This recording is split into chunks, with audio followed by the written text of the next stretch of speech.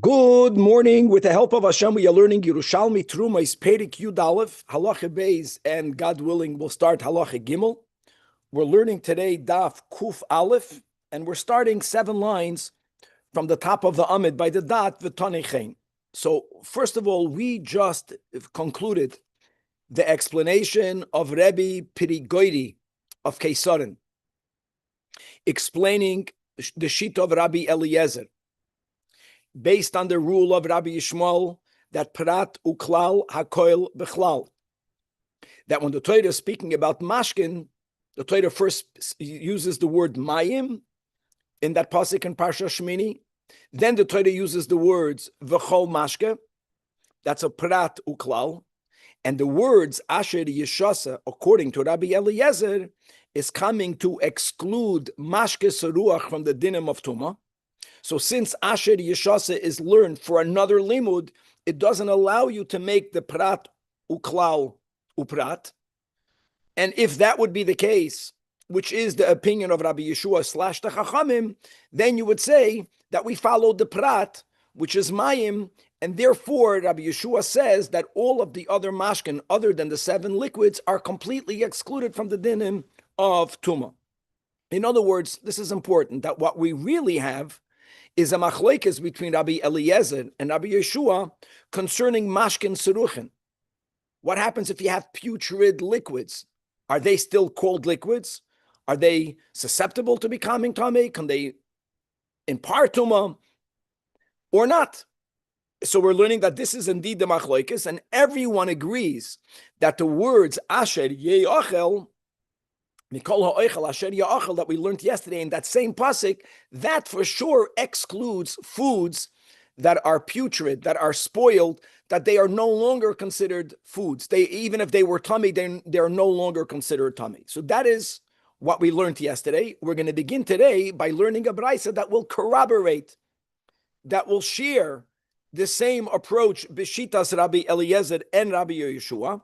Having said that, there's going to be some nuance that we're going to have on Kuf Aleph Amud Aleph, both a new way, a new nuance, a new detail in the understanding of the sheet of Rabbi Yeshua / the Chachamim, and also we're going to qualify a little bit shitas Rabbi Eliezer, particularly like we mentioned yesterday, that even though we are learning clearly that Rabbi Eliezer is using the words Asher Yishasa to say that we exclude mashkin seruchin, but like I mentioned yesterday, when the Torah writes clearly that the dam of a nida and of a ziva, that dam is tamei and it's mitame, no one can debate that. All right, we're going to come back to the waters of the sea. Are we saying that according to Rabbi Eliezer, sea waters that are not that no one can drink them, that they are excluded from the dinim of mayim? We're going to see that even Rabbi Eliezer, he'll be moided that in certain scenarios they will be still considered mashkin. So we're going to continue to develop and qualify and limit and expand everything that we learned yesterday. We're not going against anything. We're just going further. And on Kuf Aleph Amid Beis, we're going to open up with the next Mishnah.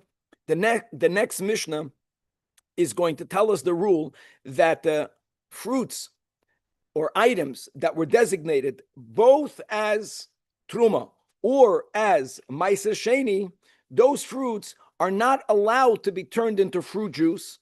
This is all an extension of the sugya that we began in the beginning of this apedic, all based on the words that the mishmeres terumoisai, that we have to safeguard truma. Safeguarding means don't ruin it.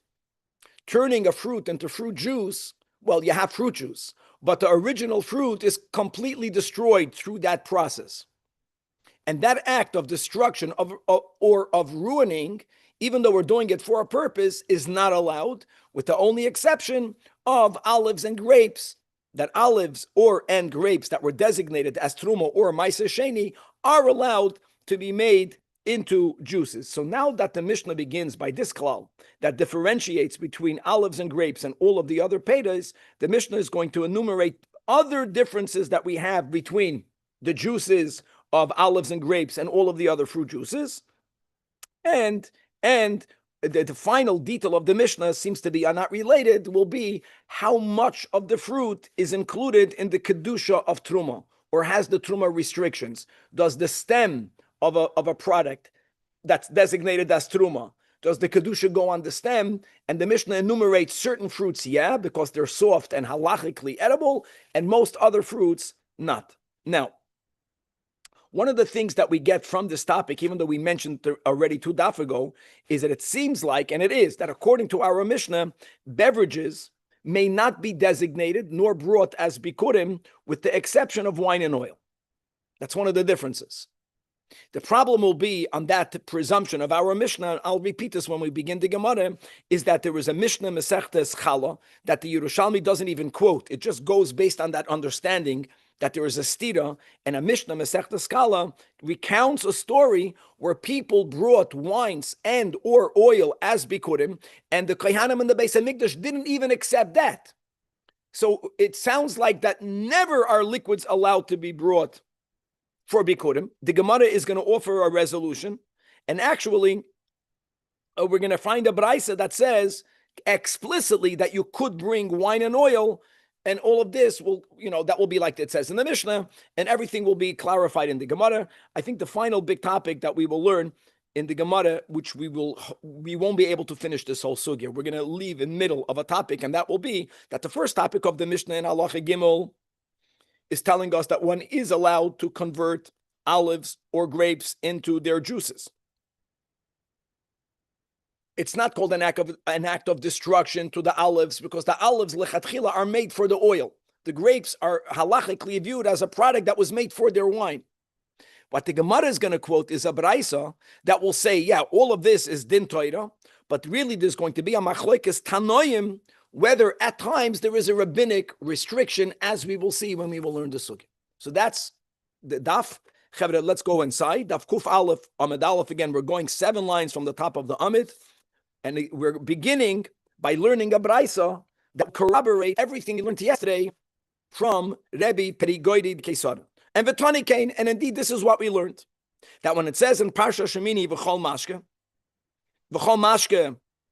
I'm just going with all of that which is automatically included the V'chol Mashke. That really it's Mayim V'chol Mashke, and Klal, Prat Uklal Hakoil B'chlal, which would mean that all liquids are included in the dinim of Tumah. Not all liquids could be machshir, foods. That's only the 7 liquids. But in the dinei Tumah, acquiring and imparting V'chol Mashke. So now, Ma Talmud Loimer Asher Yeshasa. And really the way we understand this question is that why don't we say Asher Yeshasa is a prat? Why does this not become a prat klal uprat? And then we would say that I atodon elike ein prat. And the answer is, this is a braisa. Because the words Asher Yeshasa is needed for itself. It's needed for something else. So it doesn't form the triad of a prat klal uprat. What does it teach? And this is only according to Rabbi Eliezer, prat lamashke seruach.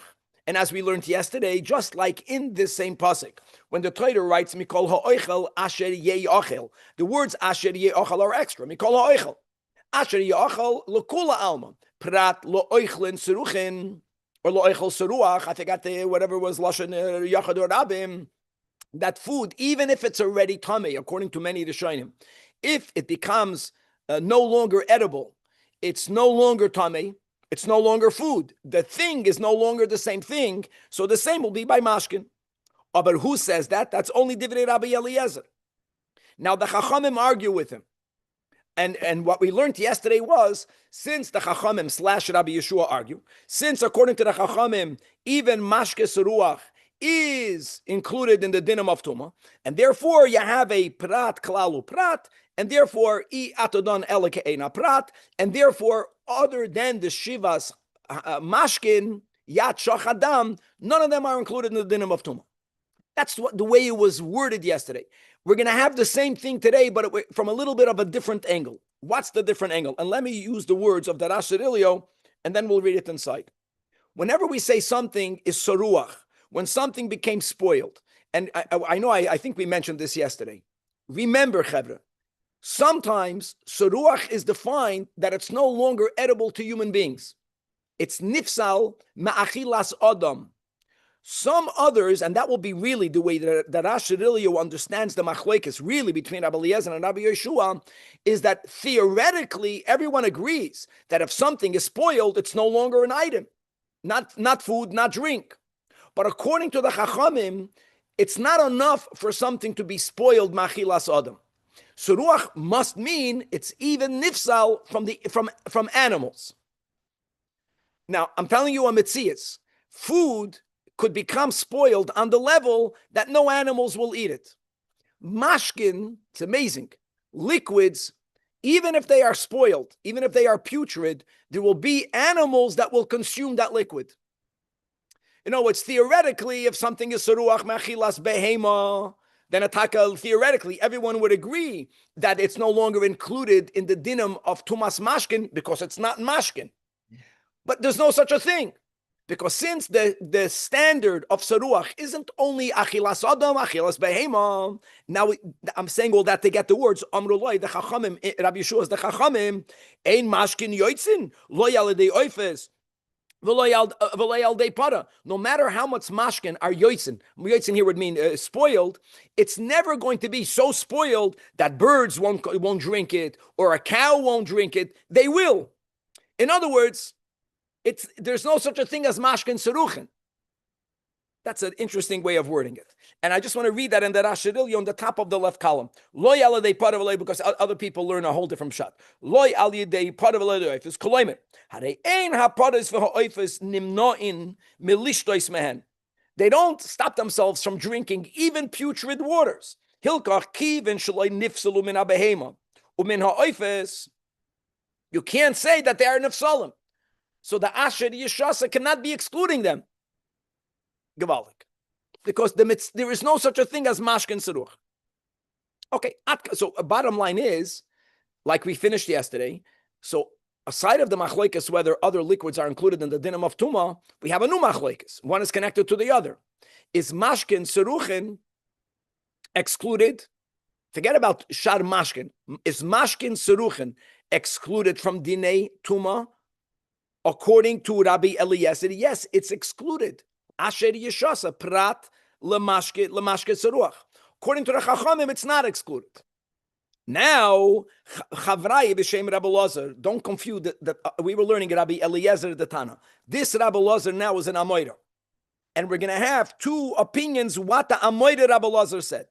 The Chavrai b'shem Rabbi Lazar say according to their tradition of what the Amoira said, Moide Rabbi Eliezer l'Chachamim, that b'mashke seruach meikaroi. Mashke seruach meikaroi, the example that they are referring to is that when you have olives that are sitting in a vat for a couple of days, they were already made into olive oil, but the olives are still sitting. And you have to just understand, after a couple of days, everything becomes putrid, everything becomes spoiled. Sometimes more waters ooze out of those olives. The olives are already spoiled, so the waters are spoiled. So we're not talking about a mashkin that was a mashkin, and then it changed. We're speaking about a mashkin that came into being already as saruach. And according to Rabbi Eliezer, the definition of saruach means that a person would not have it. A person would not have it. But a person never would have had this. It was lechatchila saruach. But mashka saruach meikaroi, a big chiddush, shultamei.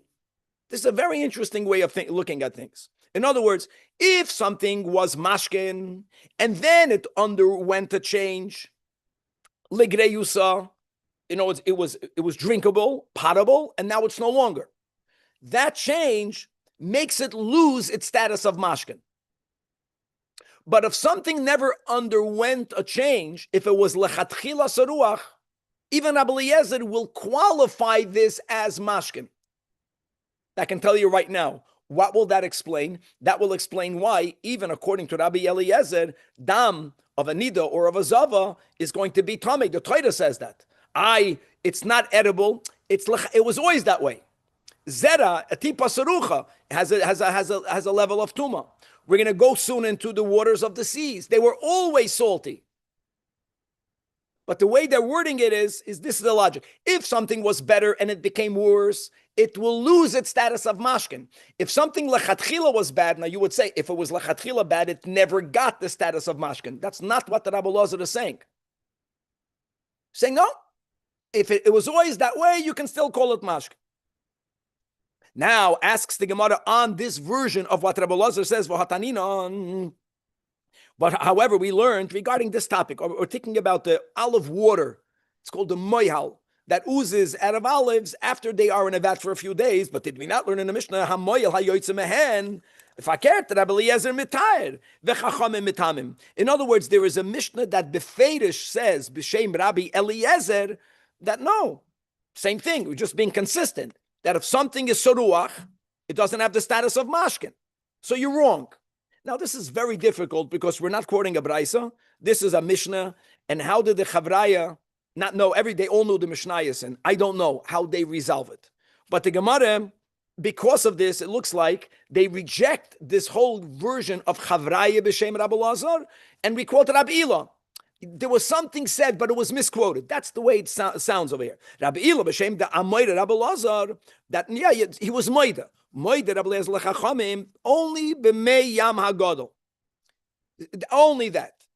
It's not only because it was always salty. That shafilu hein seruchim, even though they are spoiled, which means that human beings cannot drink those waters with that content of salt that they have. You can't do that.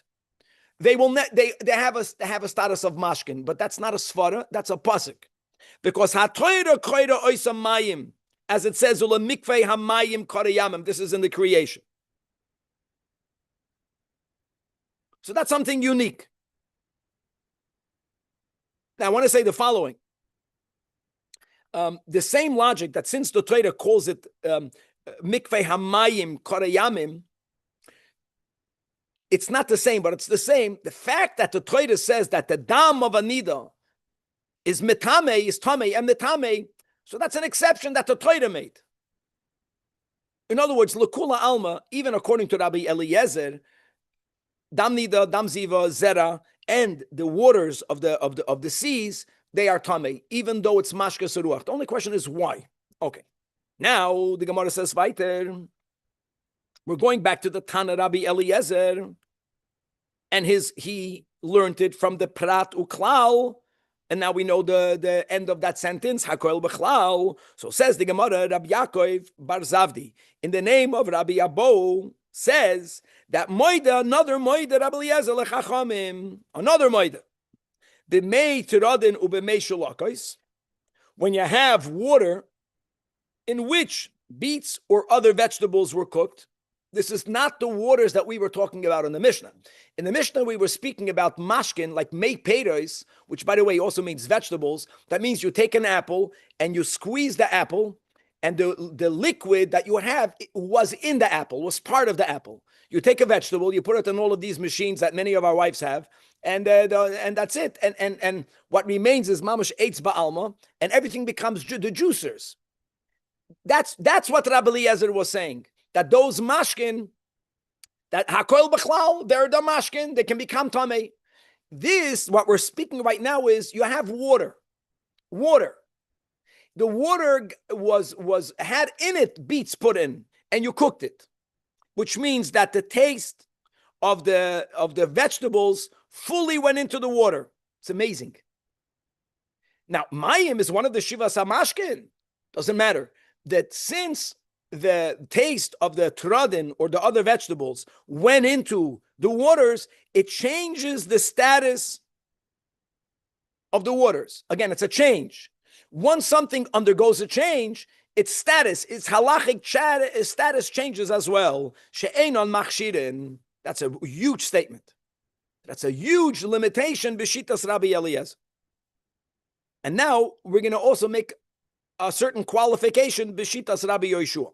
So when the Rabbi Yeshua argues with Rabbi Eliezer, and we know Rabbi Yeshua is also the Chachamim, the Chachamim are on his side. That loimanu Chachamim shiva hamashkin, the way peddlers list their spices, but they meant dafke 7. So just to further elaborate that type of argument, so Rabbi Yochanan b'shem Rabbi Shimon ben Yochai.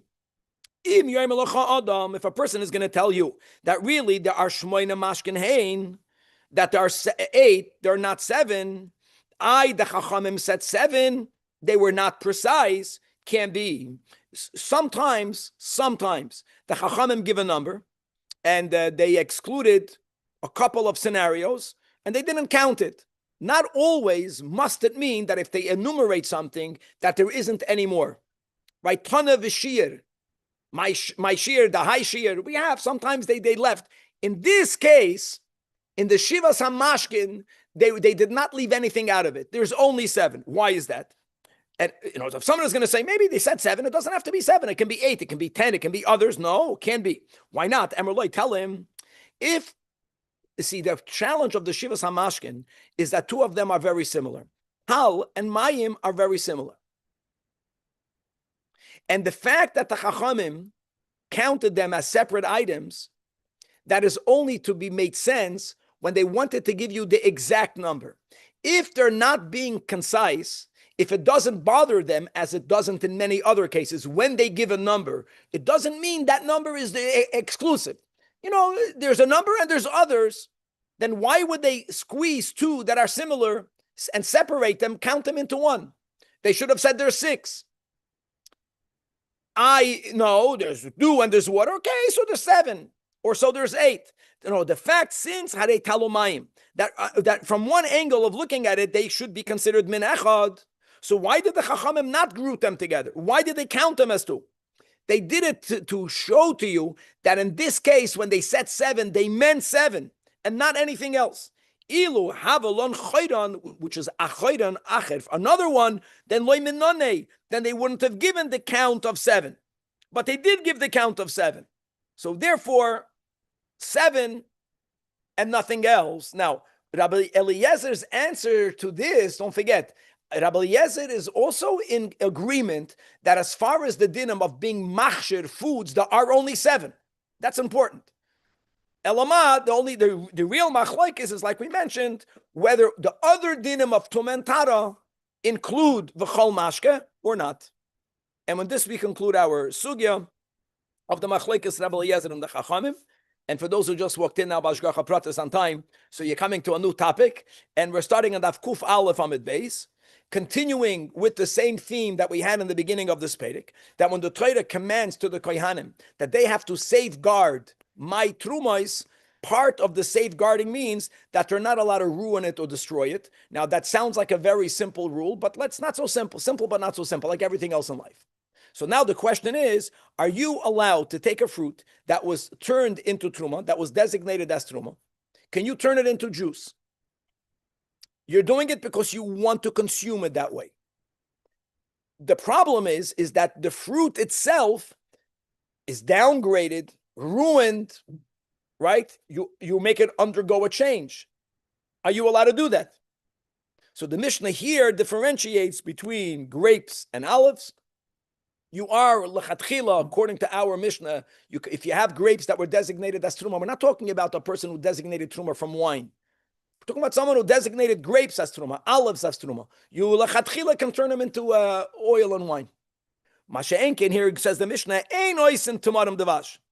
If you have dates that are already truma, you're not allowed to squeeze them into honey.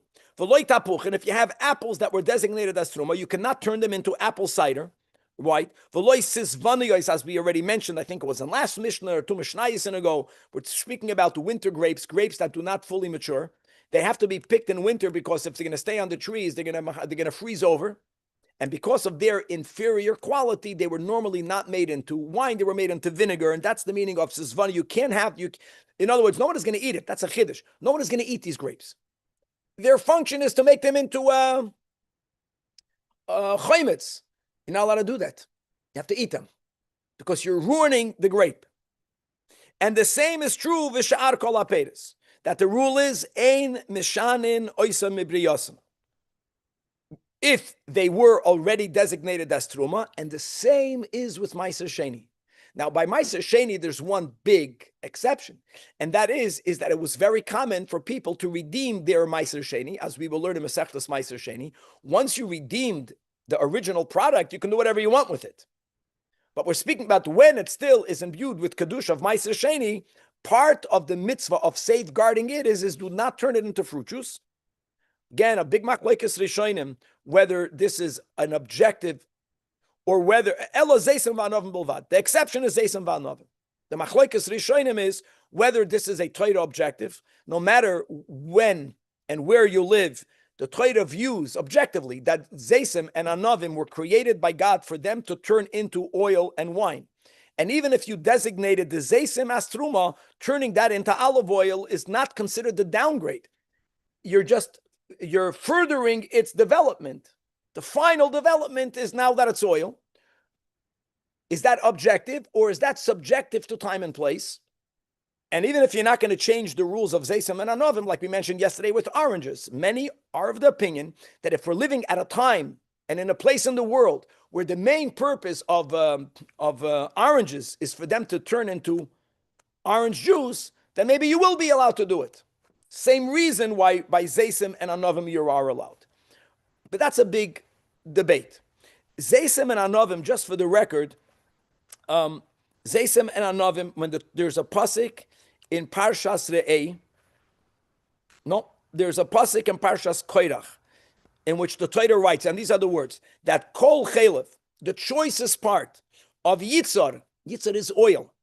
V'chol Chalev Tirosh V'dagan, and the choicest part, Tirosh means wine, and grain. Reishisam asher yitnu l'Hashem, the first, Reishis means the Truma, that we give to God. How do we give it to God? It says in Koirach, l'chon nesatim. God tells the kohen, I'm giving it to you. Since when the Torah speaks about the grapes and the olives, the Torah mentions yitzar. Yitzar doesn't mean olives. Yitzar means oil. Tirosh doesn't mean grapes. Tirosh means wine.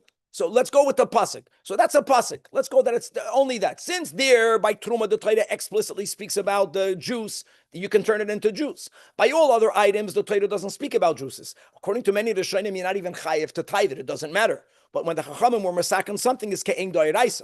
It's other than these two exceptions. Once it's designated, it's holy the way it is. Do not change it. Ein mishanen oisen mibriyos. Okay. So now that the Mishnah mentioned this difference between Zaysim and Anavim and all else, the Mishnah will enumerate various other differences. Number one, if a person eats arla, that's a classic case where the Torah says don't do something, and if the violation is a maisa, you're going to be chayiv malchus. Yes, if a person eats arla, you're chayiv malchus. However, says the Mishnah, ein soifken arboy mishum arla, ella el hayotzim and azaysim v'anavim. Quite amazing. What happens? Now, I want to say the following. If you have olives that are arla, and you turn that into juice, oil. Question is, if someone consumes that oil, are they going to be chayiv malchus? If you have a orange that's arla, and you turn it into juice, and you're going to have the juice, are you going to be chayiv malchus? So the Mishnah says, well, that's the difference. If it's orange juice, you won't be chayiv malchus. But by Zaysim and Anavim, you will be chayiv malchus. I want you to know that this statement is really only the side of Rabbi Yeshua. Because in two Mishnayos in ago, this is what we were speaking about. We were having a machlokes Rabbi Eliezer and Rabbi Yeshua, whether juice that's extracted from fruit, does it share the same legal status as the fruit? Our version in Rabbi Eliezer is yes, not Rab Noson's Marasayim. Means Rabbi Eliezer would not agree with this. Rabbi Eliezer will hold that since the orange is arla, juice that comes from a fruit has the same status of the fruit. But Rabbi Yeshua, who was the one, and now we already know Rabbi Yeshua is the Chachamim, we're going to paskan like Rabbi Yeshua. We paskan like Rabbi Yeshua. Since generally juices don't have the same status of the fruit, it's a different status. Fruit, this is juice. So therefore, you won't be chayiv malchus. The chiddush of the Mishnah is that even according to Rabbi Yeshua, Zaysim and Anavim, don't forget, you don't have oil arla, you have olives that are arla. That, if that was made into oil, you'll be chayiv malchus. Because the Torah views the juices from the olive as the olive. Next in. Now, this is based on a premise. I know we spoke about it, and we spoke about it differently before. I know that. The Gemara will also speak about this. Our Mishnah is of the opinion that you cannot bring juices as bikurim. First of all, don't forget, bikurim b'chlal is only an obligation on the shivas haminim. But let's say a pomegranate. So a person, they put the gemi, they marked which pomegranate came out first, or the person wanted to give more than one. They marked the first 10, however they wanted to do it. And for whatever reason, the person decided that they're going to make it into a pomegranate juice and they're going to bring it as bikurim. Can't do that. Our Mishnah holds. But oil and wine you could. We'll see in the Gemara that's not so simple. But let's read the Mishnah. Ein miviin bikurin mashkin, elo hayoytze min hazeisim min anovim. Nachamol, all of them say over here, this only follows Rabbi Yeshua. Why is that? And that's going to answer for people that remembered. We said otherwise a few Mishnayos ago. According to Rabbi Eliezer, that holds that juices that are extracted from the fruit retain the status of the fruit. According to Rabbi Eliezer, you will be allowed to bring all of the Shivas Haminim. I don't know how you do it into oat, but today I have oat milk, Hastu. I don't know if it's true or not. That means oats. Oats is one of the. No, oats is not one of the Shivas Haminim. It's one of the 5 grains. I'll take it back. But barley, did anyone have barley juice? Barley milk? Not yet. Not yet. Maybe that's a good business. Barley milk, wheat milk. They have wheat milk? Oat milk. I know that. Oat milk. I know that all the milks, but not milk. Anything is milk. Almond milk, this milk, that milk. Anyways, coming back over here, this statement, everyone says it over here. Take a look in the Rasharilio. This statement is again only La Rabbi Yeshua, being at least consistent. And the chiddush is that even though, according to Rabbi Yeshua, juices that come from a fruit do not retain the status of the fruit, there will be an exception by wine and oil that they retain the status of where they came from. Ad kedei kach, when it comes to brachas, the Torah does, the rationale is that the fruit was created by God for it to be consumed. Worded that way. And that's a change. It also happens to be that the original gets downgraded. When you squeeze it out, that's for sure. But it's not about the downgrading. Is that if something was made to be consumed as a fruit, it's called a change when you make it into a liquid. If we understand that the purpose for which God created the grape was for the wine, then when you turn it into wine, you didn't change it. You furthered its purpose. When a Jew becomes observant, they're not changing. They're completed. When a Jew, God forbid, leaves the observance, that's a change. That's called a change. That's the way I would word it. Okay. Now, another din, weiter. The ein metame mishum mashke, ella hayoytze min hazeisim min anovim. Again, Rabbi Yeshua, and that was we're fresh off this. In other words, Rabbi Eliezer, we just learned, holds that all juices, all mashkin, v'chol mashke, is included in dinei tumah. But that's not the case. What did Rabbi Eliezer say? What did Rabbi Yeshua say? Only the 7 liquids. Now, the 7 liquids, I know the 7 liquids includes blood, but the blood is not being extracted. You're not squeezing a fruit to get blood, right? So from the fruits, 2 of the 7 is wine and oil, which is gavaldik. So again, these 3 differences is alts l'shitas Rabbi Yeshua.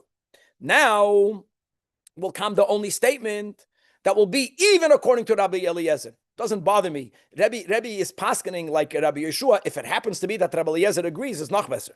And that's the final statement. That ein makriven al gabi hamizbeach b'chlal. What goes on the mizbeach? Elo hayoytzim min hazeisim min anovim. There will never be any other liquids going on the mizbeach. I know we're not talking about mayim. We're talking about fruit juices. So just to know, zeisim, olive oil goes in the menachas. They go in the menachas. And the anovim, we all know, all of the nesachim is wine. Sometimes wine and the flour and the oil. But these are the 2 that go on the mizbeach. Okay. And now that we gave all of these differences between olives, grapes versus all of the other fruits, the Mishnah will give you another din, not related, l'chura not related. And that is when someone designates a fruit, how much of the fruit is called a fruit? Because that part of the fruit that's considered wood, that's considered waste, will never become imbued with the kedusha of truma, and we don't have to behave accordingly. There will be no restrictions, and we are focusing particularly on the stems. So our stems, fruit or not fruit? Now I know that when it comes to the dinim of kalim, we learned that Rambam, you have mesechtas uktzin, you have a whole mesechta about stems, and you have the concept of ayad. So we learned about this in other areas. Now we're learning this topic, B'negea Truma. And here we're not saying olives and grapes are special, but we will enumerate certain fruits that the Torah Shabbal Peh is telling you that the stems are fruit, in contrast to all others. And what are they? Only uksei ta'enim, the stems of figs, or groigoros. Now, you can argue, if you already told me figs, why would it be different? One would think groigoros means dried.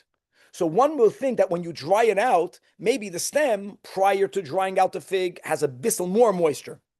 So you could eat it. So it's considered fruit, so it has kedushas truma. Maybe once you start drying it out, something that was barely considered oichel now will not be considered oichel. We don't say that. Now, I don't know to what degree. I don't know the exact regatas, how they dried it out. But whatever Chazal called the dried figs, it doesn't change the status of the stems. L'chumra, it's part of the fruit. And v'hakilosim. Now, kilosim, you have a machloikis. Either kilosim is a certain unique type of fig, which is a chiddush, maybe it's a drier fig, or it's chickpeas. Not the ones that I eat, the ones that have a stem. The ones that people that are farmers know of, not the ones we buy in the can. Oh, what is that? No, I was just looking for chickpeas. I don't know where the stem is. Or v'hacharuvim. Here I get that.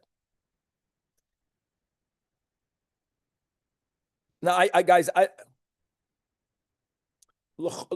okay, or carobs.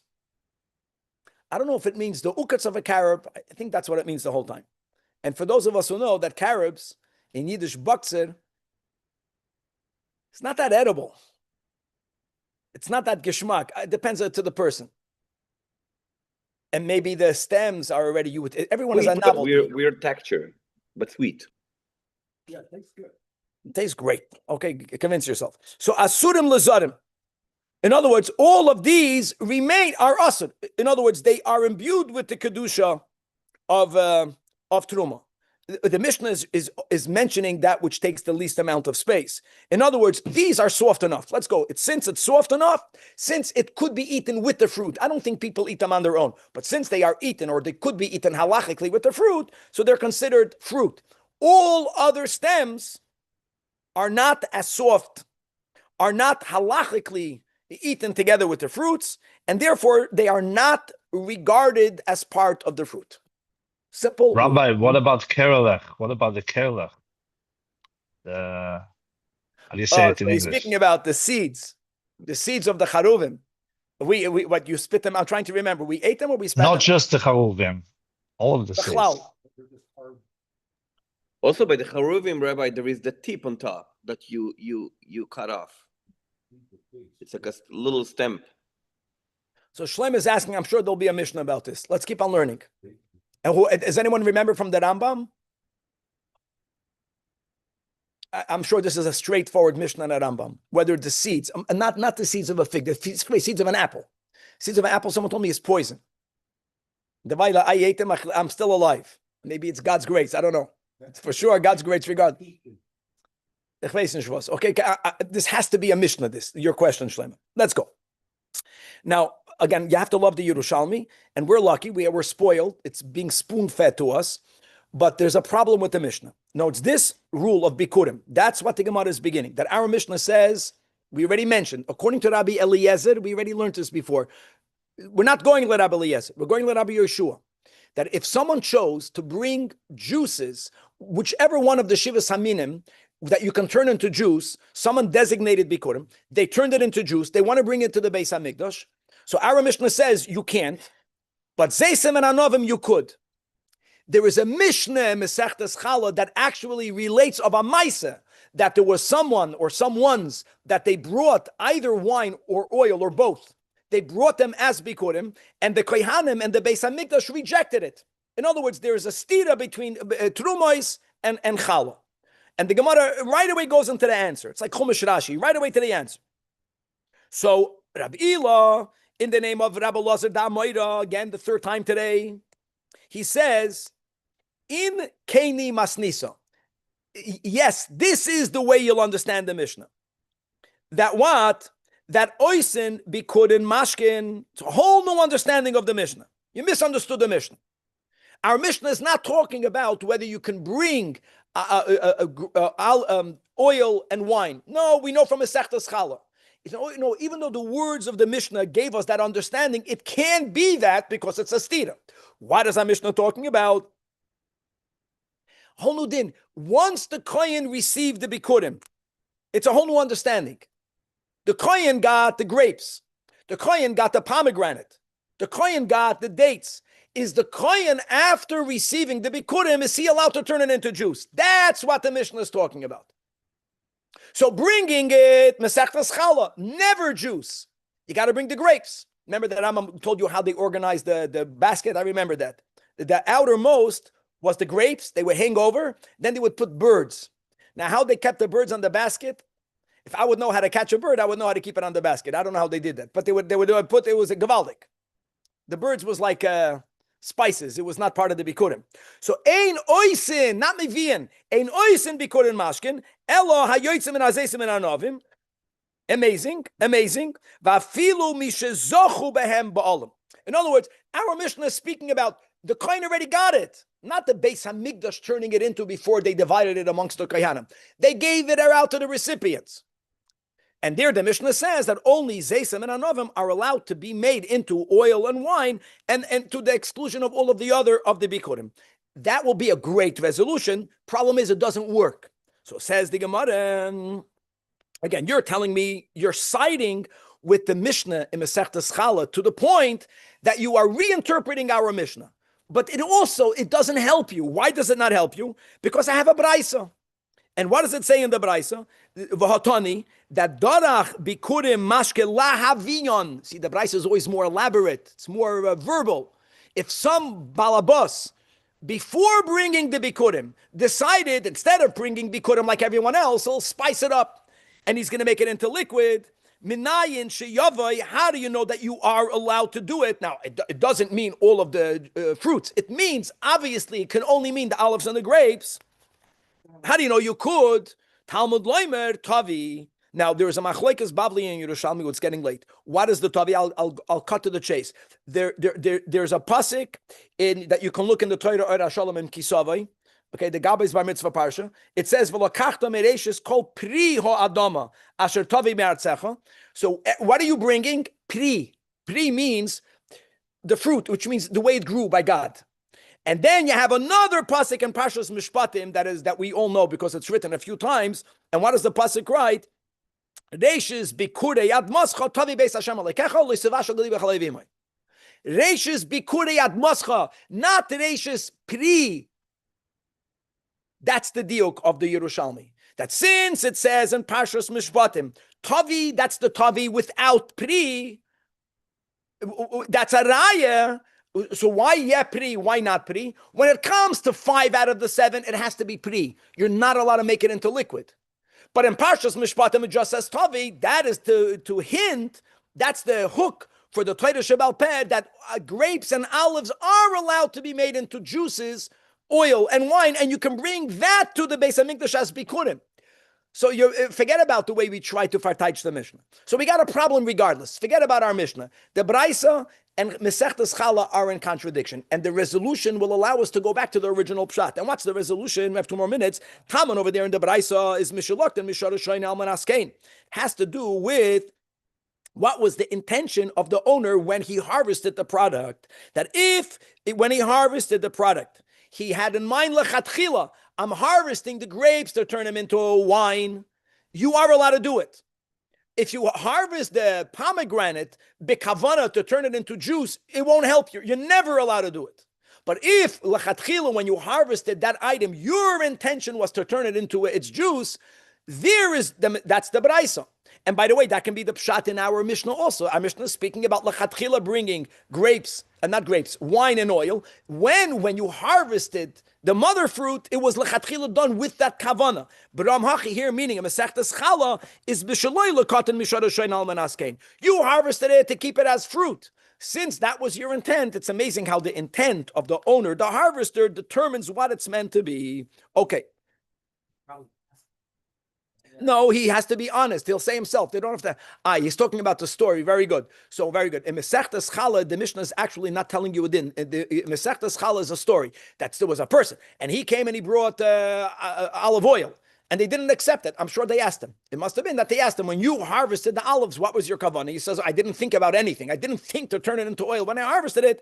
So they told him, thank you, but no, thank you. And now I know it's 7 o'clock, but we have to just begin. You have to begin. So we have to begin. We'll take a minute. So what did we learn in the Mishnah? We learned in the Mishnah again, the first din, the Gabi gets very nervous when we do it.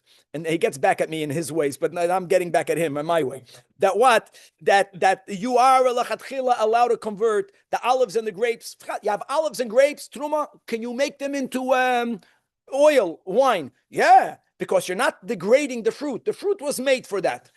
Very good. Says the Gemara, okay, what you're saying is emes midin Torah. Midrabanan who a whole shmorgas word. So let's go. We're going to learn today only Rabbi Meir, just to finish the Amid. Zeisim shal truma. If they are tohoidin, then indeed, yeyasu shemen, you can turn them into oil, like we learned in our Mishnah, even midrabanan. But if they are tamei, then lo yeyasu, you're not allowed to rabbinically, you're not allowed to make zeisim tameim olive oil. Now the question is, why not, Aviv? What can you use truma tameya for fuel? Yes. So wouldn't it make sense that if someone has olives, the kohen, and it's tummy, he can't eat it, he should make it into oil? The answer is that the Chachamim were afraid that while he's pressing it in the olive press, he might inadvertently nash on them. So it's a rabbinic law. When it comes to anavim, Rav Meir midrabanan is even more machmer. Being temeyois, which would be for the same reason. Being tohoirois, we'll leave that for tomorrow. The Gemara will explain why. Midrabanan lo yeyasu de Rav Meir. So now we opened up. We don't know why, Daddy. We'll leave it for tomorrow. I just want to say that our rule in the Mishnah says our Gemara is din Torah. Midrabanan, we'll see whether there are rabbinic restrictions or not. To be continued. Thank you for starting the new